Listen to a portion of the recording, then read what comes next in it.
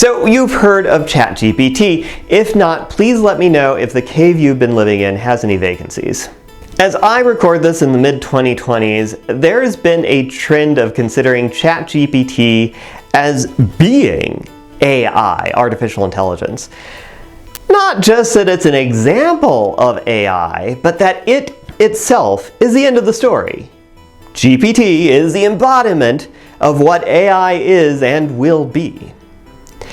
This is an important question for me because I teach both natural language processing and AI courses. So it's important to know the difference between them. So let's do this with a Venn diagram representing natural language processing, getting computers to understand language, and artificial intelligence, getting machines to think in the way that a human does, or perhaps even better.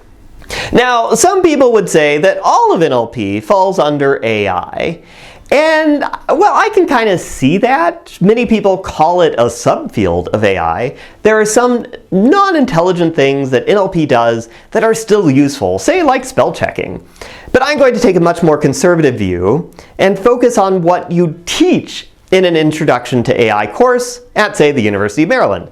And because many people have taught that course or could teach that course, this is definitely my take on it. And nevertheless, there is definitely overlap between NLP and AI, and the building blocks of ChatGPT definitely fall in that intersection. Nonlinear functions, backpropagation, reinforcement learning, and language modeling generally. I have a full video about what those things are and how they led to the creation of ChatGPT. Check out the link in the description. And there's overlap between NLP and AI that isn't just ChatGPT. The Turing test and Winograd schemas come to mind immediately. And I'd love to get more examples. Please leave a comment with your nominations. So what's not in the overlap?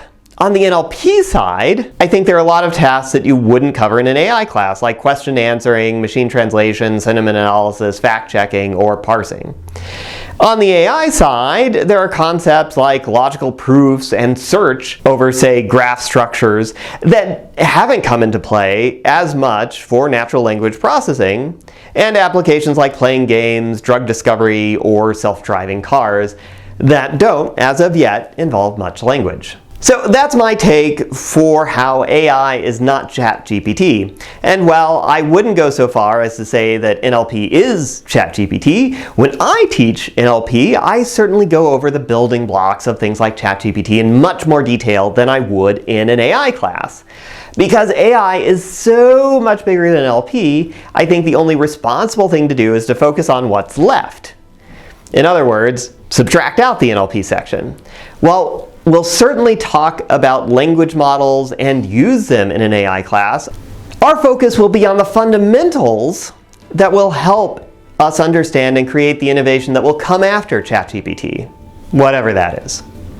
So in other words, if you want to understand ChatGPT's details, take an NLP course. If you want to understand how ChatGPT falls into the big picture, take an AI course. This is just one video from a course that I'm teaching. If you want to get the whole context, check out the course webpage, linked below. There you can find all of the videos in the right order. YouTube likes to show you older videos out of order, homeworks, exercises, and recommended readings. And if you want to help other people find videos like this, please be sure to like and subscribe to provide a big gradient to the algorithm.